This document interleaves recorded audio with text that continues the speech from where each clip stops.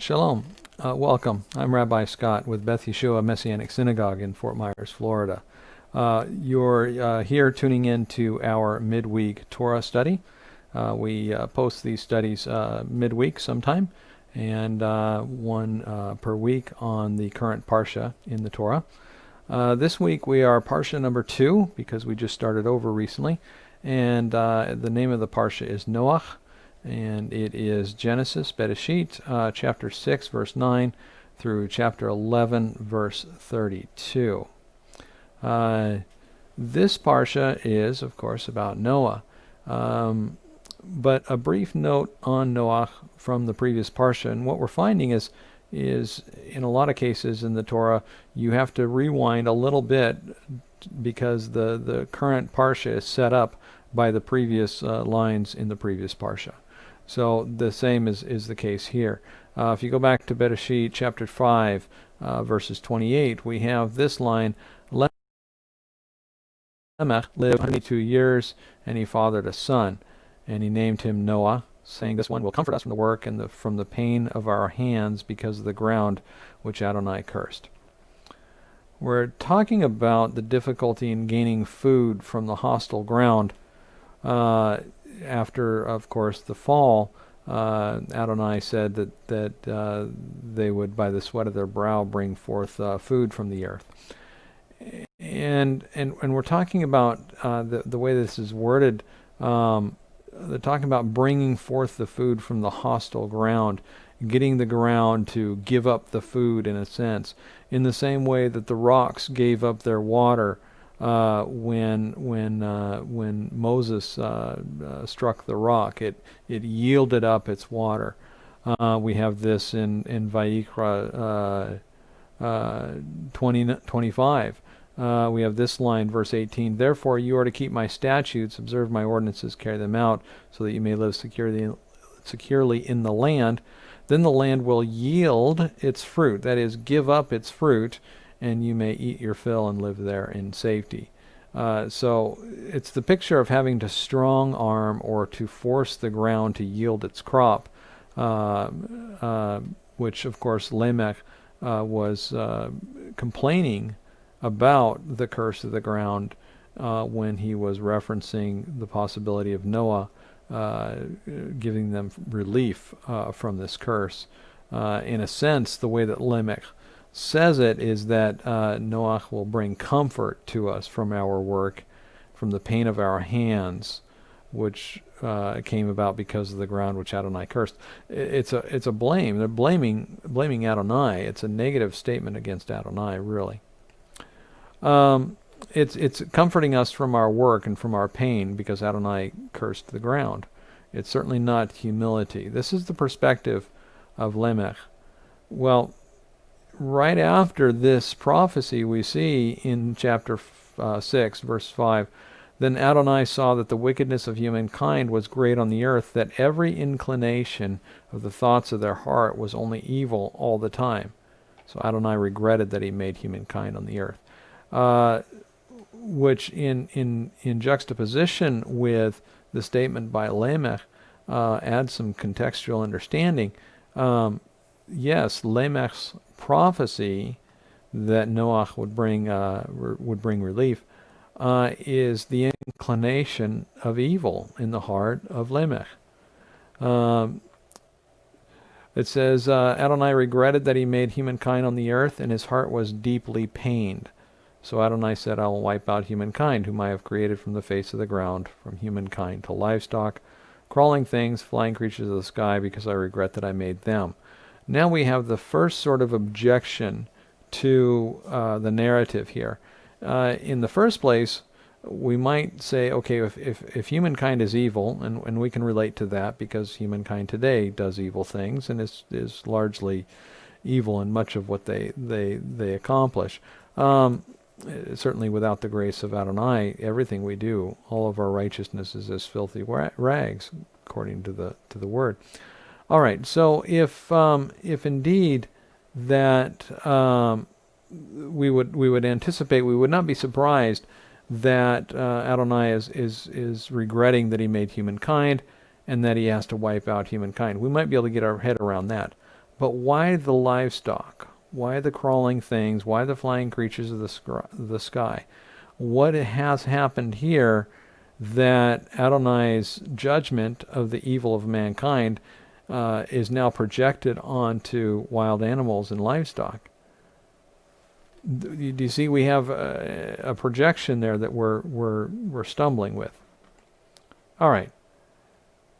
But look what happens immediately following this corruption, the idea that the sin of mankind has corrupted the livestock, flying things, wild things, flying creatures. Look what immediately follows this, beginning in our Parsha proper, in the current Parsha, Bereshit chapter 6, verse 11. Now the earth was ruined before God. The earth was filled with violence. God saw the earth, and behold, it was ruined, because all flesh had corrupted their way upon the earth. So we have the evil of humankind, which is projected onto the wild things, and then the evil of humankind and the wild things have corrupted the earth, because it says it was ruined because all flesh had corrupted their way upon the earth. And then God said this to Noah, the end of all flesh is coming before me, for the earth is filled with violence because of them. Behold, I am about to bring ruin upon them along with the land. And so we've had this third level, this tertiary effect of the sin of humankind, that not only the animals and the livestock, but also the very earth is ruined. Even the ground had to be destroyed.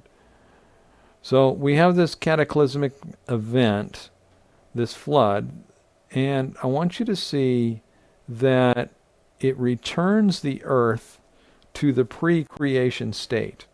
In other words, in Genesis chapter 7, we see that water covers the surface of the earth. Over all the earth, even above the mountains, by more than 20 feet, the water held power over the earth by 150 days. All flesh perished in the waters. All right, so this is the scene. We've got the earth, we've got mountains and hills, but even the highest hills are covered by water 20 feet deep. Now, if you've ever seen a flood, ever seen videos of a flood, or when I was young, we had floods where I lived. If you've ever seen a flood, it's dirty, brown water. There's debris floating in the water. There's, trees, branches, things, bits and pieces. They're all water. The water becomes a slurry, a muddy mix of debris and dirt and earth. And floodwaters are powerful. Floodwaters can change the flow of rivers. Floodwaters can move mountains of dirt and rock. Floodwaters do a lot of damage. If you were looking at the waters, over the waters, if you were looking at the waters after the flood, what you would see is just a horrific look. It would look quite bad. This isn't like a serene little pond or this kind of thing. In Genesis 1, verse 1, we look, in the beginning God created the heavens and the earth. All of us know that line pretty well. The next line is very interesting. Now the earth was chaos and waste. Darkness was on the surface of the deep. So what we've got is we've got four things happening here. God created the heavens and the earth. Okay, so stepping forward, verse 2. Now the earth was chaos and waste, and darkness was on the surface of the deep. So we've got chaos, waste, darkness, and something deep with a surface to it. The word for chaos and waste here is tohu vavohu. It is basically an unrecognizable form. It is formlessness and void. This is what we have in chapter 1, verse 2 of Genesis. And then we talk about the spirit of the Ruach of Adonai hovering over the surface of the waters to draw forth life from the waters. All right, what do we have over the earth after the flood? We have this surface of the deep. We have deep waters covering. There's darkness because of all the all the clouds, I'm sure, and all the rain.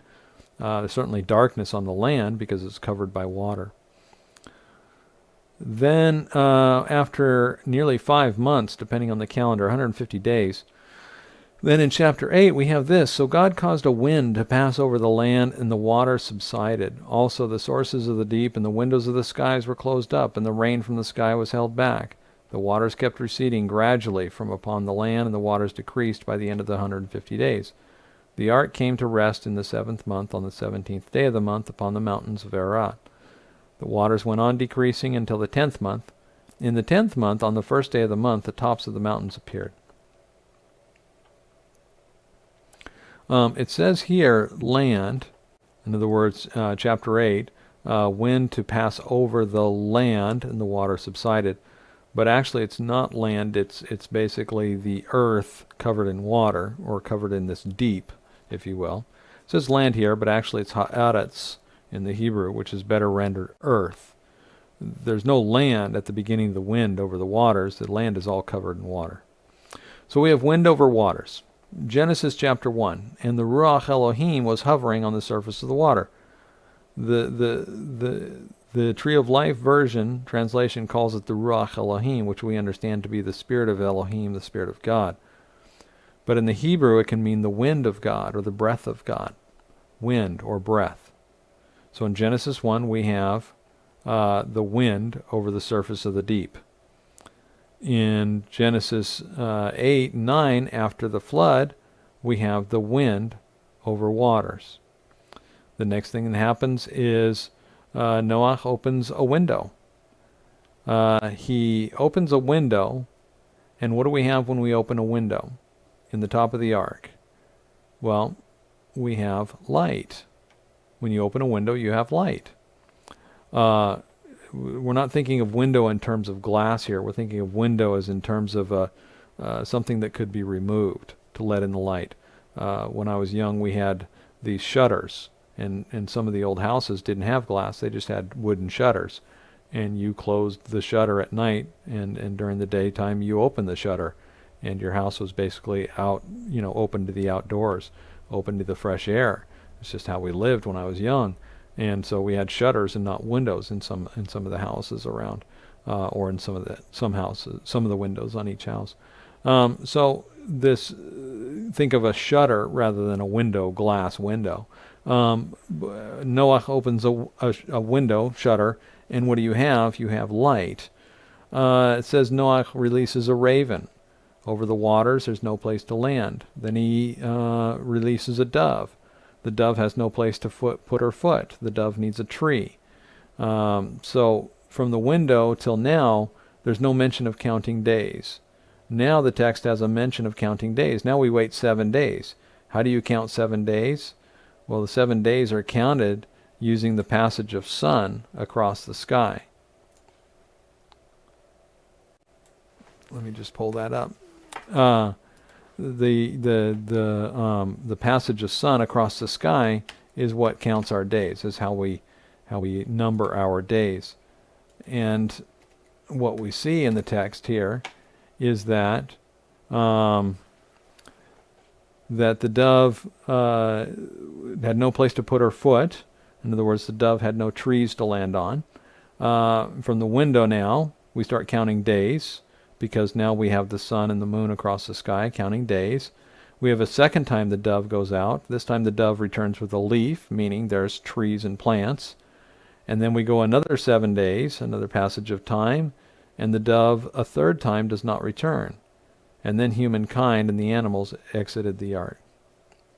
Notice a parallel between this narrative here in Genesis chapter 8, say verses 6 through 12, that we see that, and including 15 through 17, we see basically the schedule of Noah, letting the raven out, letting the dove out, and so forth. Notice the parallel between this in Genesis chapter 8 and in Genesis 1. Day 1 we have light. Then day 2 we have the waters above and the waters below. Day 3, dry ground appears, plants and trees. Then sun and moon for marking days and seasons is day 4. Flying creatures and sea creatures, day 5. Land creatures and mankind, day 6. Shabbat, day 7. So do you see the recreation parallel? Do you see how we have, this is what I just read to you is it's the program in Genesis 1, but in Genesis 8 we have the same program. We begin with the wind over waters, we begin with light, Noah opens a window, and then the raven is able to fly because the waters above and the waters below have been separated, just like in Genesis 1. Then a dove went out. The dove had no place to put her foot because the dove needs a tree. And then we start counting days in the same way that on day 4, sun and moon for marking days and seasons. Do you see the parallel here? Step by step by step, all the way down. All right. So what do we call this? We call this creation, of course, in Genesis chapter 1. But here in Genesis chapter 8, we call it recreation because the ground has been recreated. The land has been recreated. Genesis 1:27, we have this line. God created humankind in his image. In the image of God he created him, male and female he created them. So he created humankind in his image. And then we follow that with Genesis 1:28, which says God blessed them and God said to them, be fruitful and multiply, fill the land and conquer it. Rule over the fish of the sea and over the flying creatures of the sky and over every animal that crawls in the land. All right, so we see these things in Genesis 1:27 and 28. Skip ahead to Genesis 9. God blessed Noah and his sons and said to them, be fruitful and multiply and fill the land. What did Adonai say to Adam and Eve? Be fruitful and multiply and fill the land. Go ahead to Genesis chapter 9, verse 6, and we see this. In God's image, he made humanity. And then in verse 7, it says this, as for you, be fruitful and multiply. Flourish in the land and multiply in it. In the Genesis creation narrative, it is Adam who's made in the image of Adonai. And we see that Genesis 1:27, 28. And going from the image of Adonai, the next line, be fruitful, multiply, fill the land, conquer it, rule over it. So it follows, this is what you look like. You look like you're in the image of God, and here's your job description. And then likewise, we have the same thing in Genesis 9.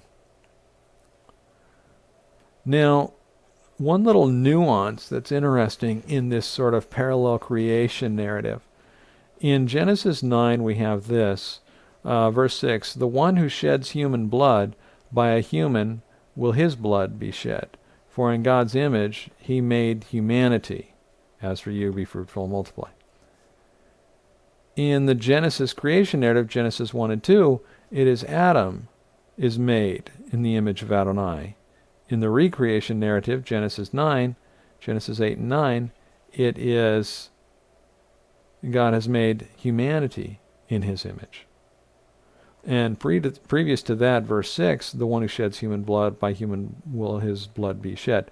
In other words, since God's image is in humanity, this is how you are to treat humanity.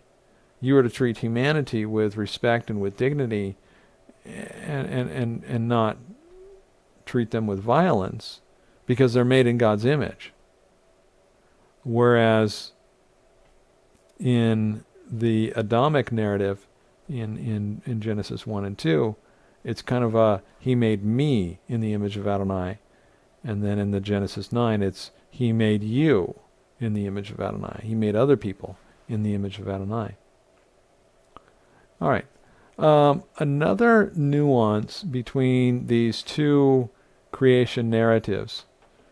7 times in the first creation narrative, Adonai says, Vayar Elohim ki tov, and God saw that it was good. And finally, after 6 days, we have this, Vayar Elohim et chal asher asa vehene tov me'od. God saw everything that he had made, indeed, was very good. So the point of it is we have 7 goods, 7 tovs. Tov is Hebrew for good. We have 7 goods out of the first creation narrative, Genesis 1 and 2. We don't have any goods in Genesis 6 through 9. In fact, in the entire flood narrative, we don't have a single tov. Think about that. Adonai God is starting over And we've seen how the Torah is very specifically creating a parallel creation, a recreation narrative. And yet, God doesn't say this is good. God doesn't say this is good. There's almost a sense of accommodation. So here's one thing. Okay, so in the garden, we were given all these trees to eat. And we were commanded to eat from every tree except the one, the tree of the knowledge of good and evil. We were given all these trees to eat, and they were all the way we should eat. Now the trees and the plants have to be cultivated. And so when mankind gets thrown out of the garden, he's stuck and he has to cultivate his food now. And if you've ever done any planting, we'll talk about this in a little bit, it takes a long time to grow a tree from a seedling to a mature place where you start to get fruit off of it. And it's, in fact, crop farming is a lot of work, especially in a primitive sense. In the modern sense, of course, we've got combines and harvesters and threshers and all sorts of tools, big machines to accomplish the work in an easy manner. Imagine if you had to plow your fields by hand. Imagine if you had to plant by hand. You had to harvest everything by hand.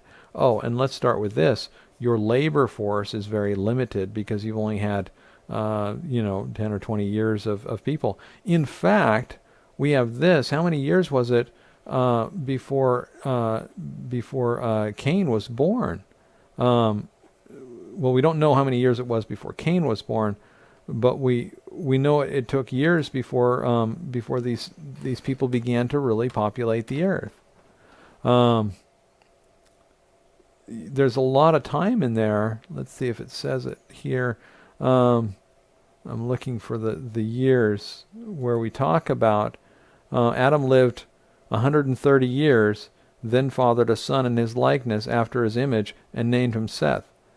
So, okay, granted, we've got Cain and Abel prior to Seth, but there's 130 years there that Adam had to do the work himself. Seth lived 105 years, then fathered Enosh. Enosh lived 90 years, then fathered Kenan. Kenan lived 70 years, then fathered Mahalalel.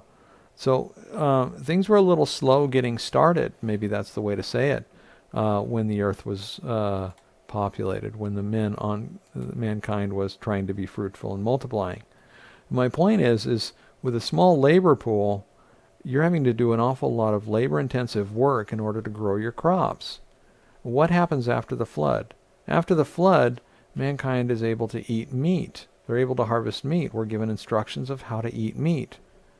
So this is what I'm saying, is that Adonai is making accommodations.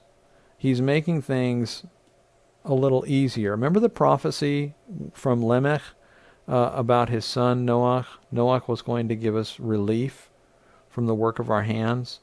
Well, depending on the circumstances in the ground, it can be a lot easier to raise crops, to raise animals for food than it can be to raise crops.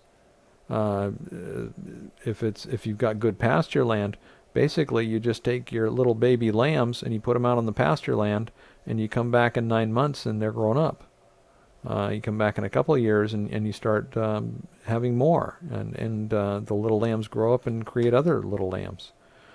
So that's a pretty compromised way of gaining food. And so my point is that it appears that Adonai has lowered the bar. He has accommodated things. And what's interesting here is there are no goods in the Noach creation narrative, recreation narrative, if you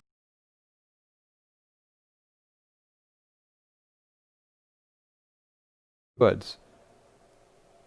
But after the flood, we have this. After the flood, we have 7 times the word berati in Genesis 9. This prefixed berati in Genesis 6. Genesis 6, verse 17 says this: I'm about to bring the flood waters upon the land to destroy all the flesh, etc. But I will establish my covenant with you.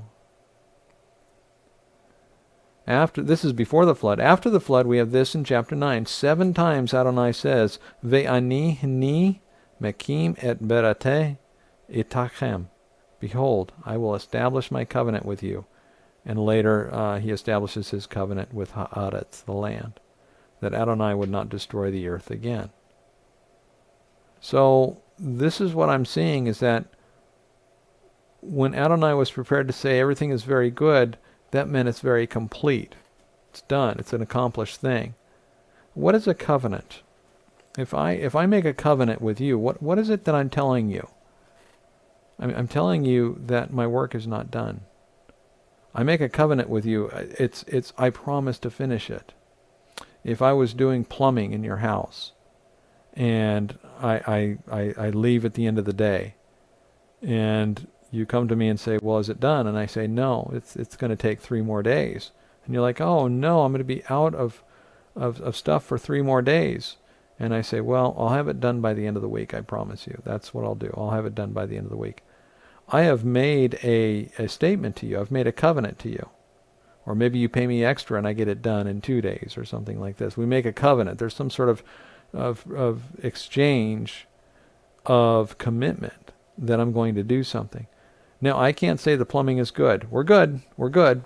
I can't say that because we're not done. It's not complete. There's work that's remaining, and that's why there's a covenant. If everything is good and complete, Anitov, if it's all good, I don't need a covenant because nothing's left to be done. I don't need to promise anything. I don't need to promise that I'm going to deliver or promise that I'm going to do this or that. It's done. It's accomplished. It's finished. But when something is unfinished and hasn't been finished and hasn't been accomplished, then I do need to establish a covenant. I need a covenant.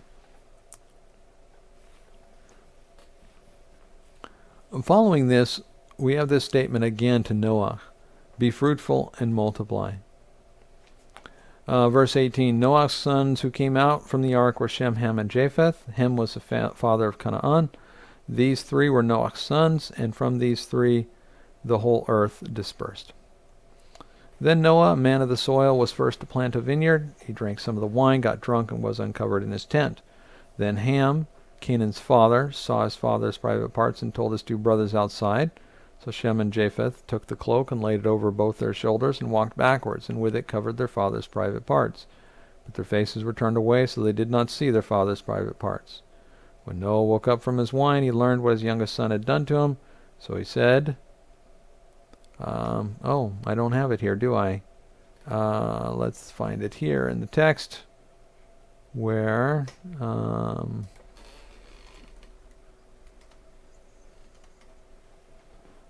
Okay. Sorry about this. So, verse 25, it says this. Cursed is Canaan, the lowest slave he will be to his brothers. He also said, Blessed be Adonai, God of Shem, and let Canaan be his servant. May God enlarge Japheth. May he dwell in the tents of Shem, and may Canaan be his slave. Noah lived 350 years after the flood, so all Noah's days were 950 years. Then he died. And that's the conclusion of chapter 9. And I want you to see something in chapter 10. These are the genealogical records. These are the generations of Noah's son, Shem, Ham, and Japheth. Sons were born to them after the flood. All right, so what is happening here? A lot of people are very perplexed at what just happened. And there's a lot of conjecture that maybe there was some sort of homosexual event happening between Ham and his father. That's one sort of, guess at the text. So what I want to do is start from the beginning and walk through this to help us get an understanding of what I think happened here. So we have this. First, Noah's sons who came out of the ark, Shem, Ham, and Japheth. And Ham was the father of Canaan. All right, I get it. Ham is the father of Canaan. But Shem had sons and Japheth had sons too. Why weren't their sons listed? Okay, question number 1. Noah, man of the soil, first to plant a vineyard, so on and so on and so forth. And then verse 22, then Ham, comma, Canaan's father. All right, once again, we're mentioning Canaan. Why are we mentioning Canaan twice now, so far in the narrative? Shem and Japheth, so Ham saw his father's private parts, told his two brothers. Shem and Japheth took the cloak, laid it over both their shoulders, walked backwards, etc., etc., etc. And then we have this. Sorry, I had to go back a chapter. And go back to 9. And it says this. Cursed be Canaan. The lowest slave will be to his brothers. Now we know that Canaan is the fourth son of Ham. The reason we know this is because in Genesis 10 it says that Ham's sons were Cush, Mitzrayim, Put, and Canaan. Canaan was the fourth son of Ham. Cursed be Canaan, the lowest slave he'll be to his brothers. Why was Canaan, the fourth son of Ham, cursed? First question, why was Ham and Canaan listed first? Not as the fourth son we'd learn later, but it's like Ham, the father of Canaan. Now, most people want to say that perhaps it's Ham, the father of Canaan. This is back in verse 18. Ham, the father of Canaan, is a reference to the fact that Canaan is the one who gets cursed. But that's kind of a circular argument. The reason it says Ham, the father of Canaan, is because Canaan gets cursed, and later when Canaan gets cursed, he's the fourth son. But it doesn't help us answer the question of why Canaan was cursed. Here's another question. Here's another perspective on it, and I borrow a little from the sages on this. Some believe that what the Torah is saying here is when it says Ham, the father of Canaan, that Canaan was notable. Canaan was some kind of charismatic force. Canaan was something to behold, even as a young person.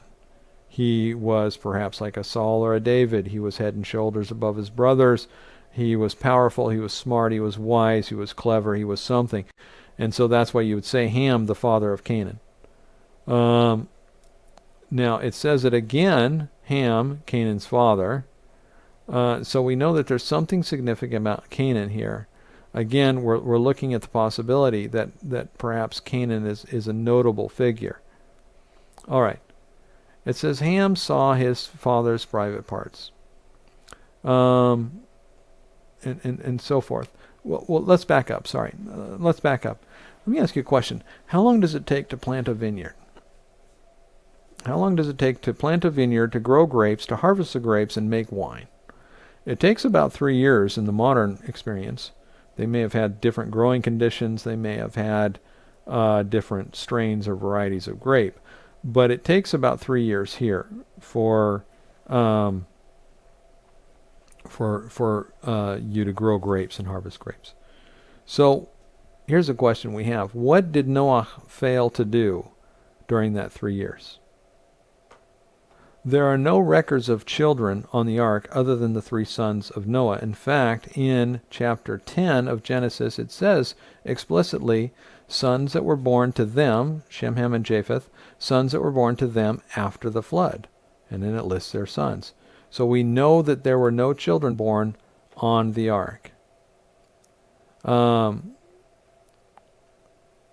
We have this timeline. So let's just walk through the timeline. We have the post-flood. The sons have children. The sons have enough children such that Ham has 4 children, because we're talking about Ham. Somewhere in this timeline, this post-flood, sons having children, somewhere in this timeline, we have Noach planting a vineyard, harvesting, and making wine. So the question is, what does Noach apparently not do? What does Noach fail to do? Noach fails to be fruitful and multiply. For some reason, we might ask the question, was Noach dragging his feet on being fruitful and multiplying? Now, let me look at this and show it to you.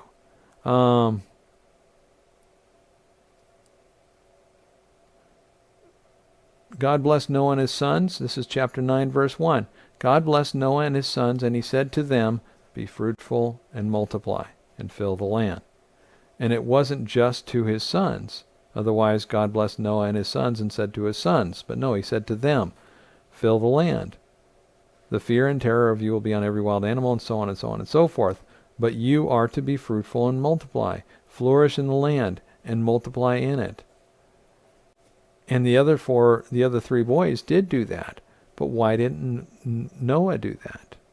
What's happening here where Noah has not had children? Was he dragging his feet? So why was Canaan cursed when it was Ham who looked at his father naked or did whatever he did? Why was it that Canaan was cursed? What was Canaan? We know that Noach did not have any more children prior to the wine episode. We know that Noach did not have any children after the wine episode. But he was told by Adonai to be fruitful and multiply. The earth needs to be populated. Let me ask you the question. What if Ham had done something to Noach that prohibited him from having children? What if Ham had injured Noach? It says in the Hebrew, Vayar Ham et ervat aviv. Ham saw, and the typical translation is Ham saw the nakedness of his father. But in the Hebrew, it could also mean the undefended, the vulnerability of his father. Ham saw the undefended part of his father. And what is it that you do to something that's undefended? You can do violence to it. In Hebrew, Vayar Ham avi Kanaan et ervat aviv. Ham, the father of Canaan, saw the naked shame of his father, or Ham, the father of Canaan, saw the undefended of his father. So once again, we've got a tie to Canaan here in the text that seems to be significant. So why was the fourth son of Ham cursed? If Ham is going to be cursed, or if Ham has done this thing, why wouldn't you curse Ham? Or why wouldn't you curse the first son, or the second son, or the third son? All right. One possible reading of the text is that the reason the fourth son is cursed is because Ham took away Noach's ability to have other children. That Ham might have injured him somehow, that he was unable to have a fourth child. And remember the conjecture that perhaps Canaan was something notable. He was an incredible child. He was going to be a leader among men. And what happens when you have a child? What happens when you've got a son who is going to be a leader? What happens if you have a powerful son? Well, all parents are going to try to facilitate their children's success. But if you do that in an evil way, if you do that in an ungodly way, then you're dealing with jealousy and things like this. It's the stereotype of somebody doing anything or everything it takes for their son to be a success. Right? What if Ham was eliminating the competition? Or the possibility of competition? By injuring him somehow so that he was unable to have more children. All right, so that's the conjecture. That now makes sense why it was the fourth son of Ham that was cursed, and not the first, second, or third, because Noach was not allowed to have a fourth son. All right, a couple other little contextual things or little textual references. Bear in mind, this is not the only time in the Bible that we deal with a son or a potential son being put to death. Remember Rachel weeping for her children as the little boys around Bethlehem at the time of Yeshua, the birth of Yeshua. All the little boys were put to death, the first martyrs to Yeshua. Likewise, the Emmanuel, Hezekiah's brother, who was put to death as a child. We have occasions when the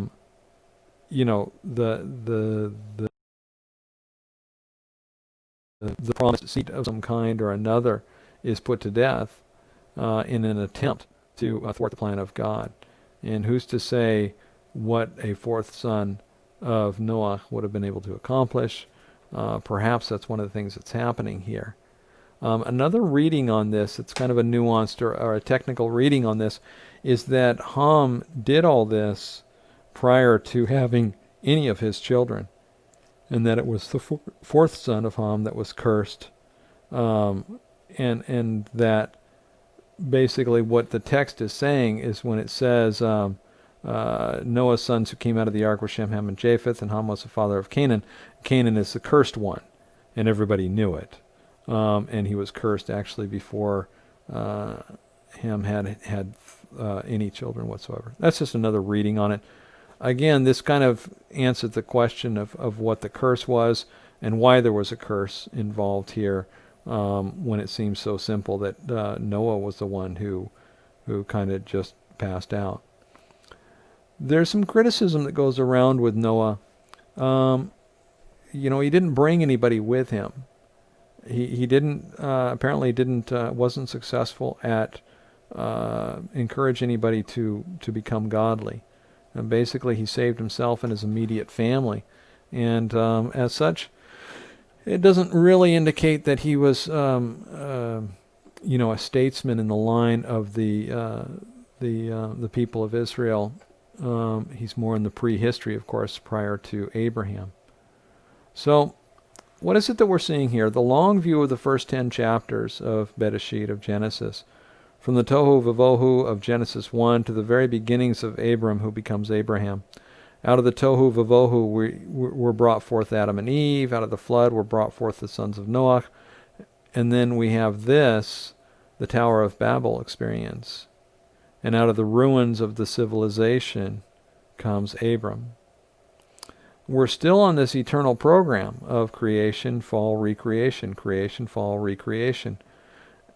Adonai is so committed to overwhelming and overcoming our stumbling that we have this recurring theme throughout our experience and throughout the text, that Adonai has created me to do something, to be something, but rather I sin, and then Adonai takes the wreckage of my life and recreates it according to his infinite plan. This is one of the chapters of the first, one of the lessons of the first 11 chapters of Genesis, as it were. All right. If you interpret the narrative of Noah and Ham, his son, and if you focus in on the fact that Noah could not be fruitful and multiply, and was not able to give birth to the nations, we have a very fascinating little trinity here happening. That is that we have the inability of Noah to bring and contribute to the nations, and then because of their ambition and zeal, the people who built the towers of Babel, their tower was struck down, and their language was confused, and they weren't able to get it done. They weren't able to bring it about. They weren't able to give birth to the civilization they wanted to. And then lastly, we have Sarah, who is the wife of Abraham, who is barren. And the text indicates that she's barren from the beginning. In fact, we have this at the end of Genesis 11. These are Terah's genealogies, so on and so on. Abram's wife was Sarai. Sarai was barren. She did not have a child. The end of Genesis chapter 11. And this is the end of our parsha, is this statement about the barrenness of Sarai. She is unable to bring forth anything. And this is the miracle that requires the covenant. Remember, we're talking about no longer is the recreated world good, but now the recreated world is the subject of covenants. And a covenant means that Adonai is going to deliver on his promises. And here we are some 4,500 years later, and we are still experiencing life under the covenants of Adonai, who is still accomplishing his perfect work in our day.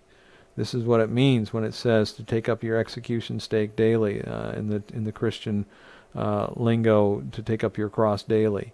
This is what it means that he who began a good work and you'll be faithful to complete it until the day of the Messiah. What does this mean, that he who began a good work and you'll be faithful to complete it, other than it's not good because it's not complete?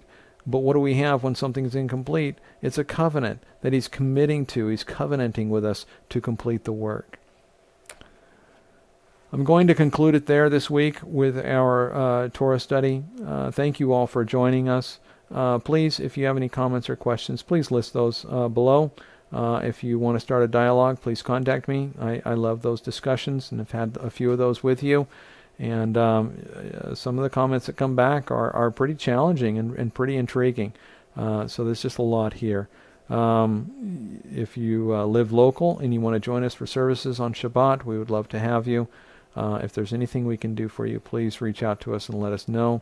In the meantime, hopefully we'll see you on Shabbat. But in the meantime, may Adonai bless you and keep you, and keep you in every good thing, in every good way. And may his peace and his kindness be with you always. Shalom, shalom.